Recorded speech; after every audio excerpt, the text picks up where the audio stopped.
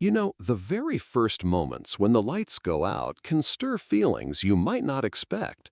Perhaps once, years ago, a sudden blackout was almost playful, lighting a candle, telling stories, making the best of it. But now, when the room falls into silence and the shadows grow deeper, it can bring a ripple of unease. That doesn't mean you're weaker than before. It simply means you are more aware, more attuned to how fragile comfort can be when it's suddenly taken away. Aging has a way of changing how we meet disruptions. Where we once brushed off inconveniences, today we recognize how even a small interruption can touch our sense of safety. That's not something to criticize in yourself, it's a sign of wisdom. The wisdom of knowing that your well-being deserves care, not neglect. I often think of how the dark is not only the absence of light, but also a space where our inner world becomes louder. The creak of a floorboard, the hum of silence, the thought that you cannot see what's around you, all these can feel heavier with the passing years. And yet, in this very recognition lies a kind of strength. You are not running from the truth of your body and its needs, you are listening. That listening is what makes it possible to respond with kindness to yourself instead of pressure. You may notice that when the power goes out, your mind quickly asks, "Am I safe? Am I prepared? Am I alone?" These are natural questions, and they do not make you fragile. They make you human. So perhaps the gentle invitation is not to fight the unease, but to meet it as you would meet an old friend, acknowledging its presence, then choosing how to sit with it. Ask yourself softly, what do I need most in this moment? Is it light? Is it calm? Or is it simply reassurance that I will be okay? Sometimes that awareness itself is enough to slow the heart. And while the world outside might seem distant, remember that people everywhere are facing these same moments in different ways. Some in cities, some in small villages, some in apartments where neighbors share the same darkened hallways, and some in houses where the silence is deeper. Each place brings its own challenges, its own small lessons. And that is why I would love to hear from you. Where do you live, and how does your home shape your experience when the lights go out? Share it in the comments, because your story may be the very one that brings comfort to someone else sitting in the dark tonight. One of the simplest yet most important forms of preparation for a power outage is making sure you have light ready before darkness arrives. It sounds almost too obvious, doesn't it? And yet, so many people find themselves fumbling in drawers or reaching for candles they can't quite remember the location of, just when their eyes most need certainty. As we get older, the smallest delay in finding what we need can create unease. That's why a little thoughtful preparation ahead of time can make the difference between panic and calm. One of the simplest yet most important forms of preparation for a power outage is making sure you have light ready before darkness arrives. It sounds almost too obvious, doesn't it? And yet, so many people find themselves fumbling in drawers or reaching for candles they can't quite remember the location of, just when their eyes most need certainty. As we get older, the smallest delay in finding what we need can create unease. That's why a little thoughtful preparation ahead of time can make the difference between panic and calm. Think of flashlights or battery-powered lamps not as emergency equipment, but as everyday companions waiting quietly for their moment to serve. Keep one in the place where you spend most evenings, another near your bed, and perhaps one in the kitchen. The key is not just owning them, but making them easy to reach. Sometimes that means placing them at arm's level. Sometimes it means labeling them clearly. Sometimes it's as simple as always returning them to the same spot. Small habits build great peace of mind. I remember Helen, 74, who once told me how she kept a flashlight tucked in her nightstand. When a blackout came, she reached into the drawer, but in the confusion of the dark, she couldn't remember if it was the top one or the second one. Her heart beat faster, her hands shook, and the light felt further away than ever. Later, she found a simple solution. She placed a tiny sticker on the outside of the drawer where the flashlight lived. Now she smiles whenever the power goes out, because instead of anxiety, she feels reassurance. Sometimes wisdom isn't about grand changes, but about small signals that make life smoother. You might ask yourself, where in your home would light serve you most quickly? By the side of your favorite chair? On a shelf by the bathroom door? Near the front entrance? Try to picture those moments in the dark and imagine what would make your body feel calmer. This isn't about preparing for disaster, it's about gently making space for comfort. And if you're someone who already has a flashlight, take a quiet moment to test it. Does it still shine brightly? Do you know where the spare batteries are? These little checks, done calmly now, can save you from stress later. And please remember, preparation doesn't have to feel heavy. It can be a soft ritual of care for yourself, like putting on a sweater before a cool evening breeze. If these thoughts bring you a sense of comfort, if they remind you of the quiet ways you can support yourself, I encourage you to subscribe. That way you'll always have a steady stream of gentle guidance waiting for you, like a small light left on in the hallway, reminding you that you are not alone in the dark. When the power goes out, one of the first things your body notices is not just the silence or the darkness, but the sudden shift in how safe you feel moving around. At younger ages, stumbling through the dark might have seemed harmless, but as the years pass, the risks grow in ways we don't always acknowledge until something happens. Our eyes, for instance, take longer to adjust to low light with age. The pupils respond more slowly, and the sharpness of vision is reduced. What used to be a dim room that you could still navigate now feels like a blur of shapes and shadows. Balance also changes with time. Muscles respond more carefully, reflexes take an extra moment, and even small obstacles become larger threats. This is not a failure of the body, but a natural evolution, a reminder that living long also means adapting gently to new needs.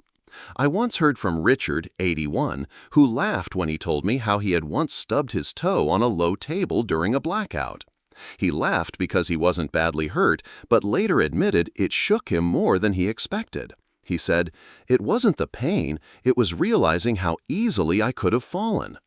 That moment of awareness led him to make a few small changes, clearing the hallway at night, moving the table just a little farther from the walking path, keeping slippers by his bed so he wouldn't slip on the floor. Sometimes wisdom is simply allowing yourself to notice what could go wrong and choosing not to ignore it. Candles, too, are something worth rethinking. They may feel cozy, but they carry risks that grow heavier with age. Hands aren't always as steady, eyesight not always as sharp, and a single forgotten flame can turn comfort into danger. Battery-powered lamps, on the other hand, offer light without risk, and many now have warm, soft tones that feel just as calming as a candle. You might gently ask yourself, how safe is my home if the lights go out tonight? Are there shoes or bags near the doorway that could trip me? Is there a small rug that slides more easily than it should? Do I know where my flashlight is? And will my body feel steady when I reach for it? These questions are not meant to worry you, but to give you a chance to feel prepared, to trade anxiety for calm. You deserve that kind of peace. Safety in the dark is not about being fearful. It is about respecting the needs of your body as it is today, not as it was 20 years ago. There is grace in accepting that difference, and strength in acting upon it with kindness toward yourself.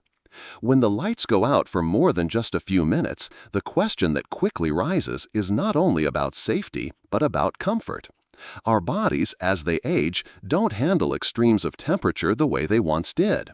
What might have felt like a mild chill or a bit of summer heat in younger years can now unsettle the heart, tighten the muscles, or drain energy more quickly.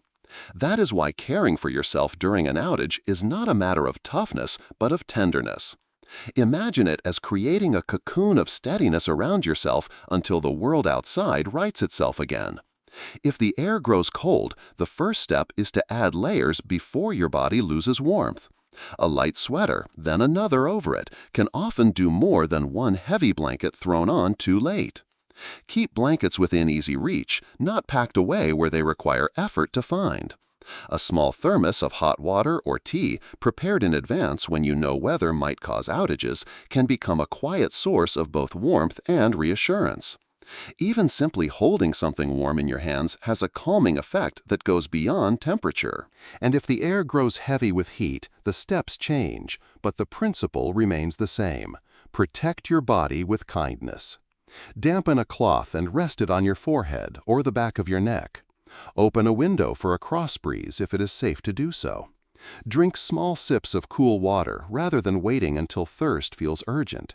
These actions may seem simple, but they speak to your body in a language it understands. I am caring for you. I recall Margaret, 78, who told me how powerless she felt during a summer outage.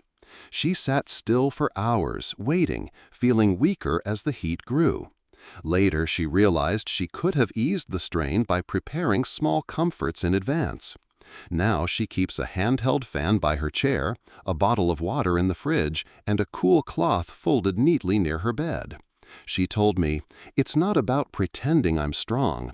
It's about being gentle with myself so I don't suffer more than I must." That is wisdom, not denying the body's changes, but accepting them and making peace with them. Perhaps you might ask yourself quietly, what small things bring you comfort when you feel too cold or too warm? Are they close enough to reach without stress? Could you make them part of your home's quiet readiness? These steps are not burdens or chores. They are little acts of care, reminders that your well-being matters, even in moments that feel beyond your control.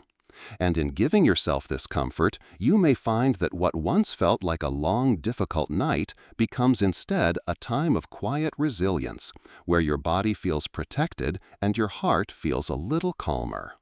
When the darkness lingers and the house feels unusually still, what many people miss most is not the light or the hum of appliances, but the quiet reassurance of connection. As the years pass, this sense of connection becomes even more precious because it is not only about safety, but about the feeling that you are held within a circle of care. One of the simplest yet most powerful steps during an outage is to reach out before the silence grows too deep. A quick call or message to family, a neighbor, or a friend can steady the heart, especially if you do it before your phone's battery runs low.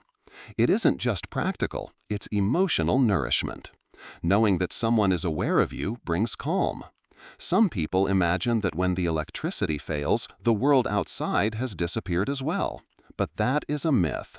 Even without the glow of screens or the buzz of the television, the world is still there, pulsing with life, and you are not cut off from it. A small charged phone, a radio, even a flashlight that feels familiar in your hand, these are threads tying you to the larger world. They remind you that you are not isolated in the dark, only momentarily shifted into a different rhythm. I remember Samuel, 82, who told me how powerless he felt the first time a storm cut the electricity in his town for 2 long days. At first, he sat restless, staring into the dark, worrying. Then he began to write small notes in a journal by the window, something he hadn't done in years. He described the way the trees moved, the quiet of the streets, the way his thoughts slowed. Later, when the lights came back, he kept writing, not because he had to, but because he realized he had rediscovered something nourishing. For him, the blackout became an invitation rather than just an interruption. You might find yourself wondering, when the noise of the modern world falls silent, how do you respond? Do you feel restless, waiting for it to end? Or do you allow yourself to breathe differently, to notice the simple presence of your own thoughts? There is no right or wrong answer, only the gentle awareness that you can choose to soften into these moments rather than resist them. Comfort doesn't always come from restoring what was lost. Sometimes it comes from discovering what else is possible. A power outage doesn't have to be only about waiting. It can be a chance to pause, to reach out, to rest, or even to listen to the quiet pulse of your own inner life. With small steps and gentle awareness, these interruptions can remind you of a strength that is quieter than electricity, but far more enduring.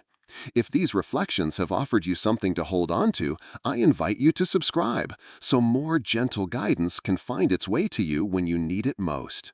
And tell me in the comments, how do you stay calm and cared for when the lights go out? Your way of meeting the dark may be the very light someone else is searching for.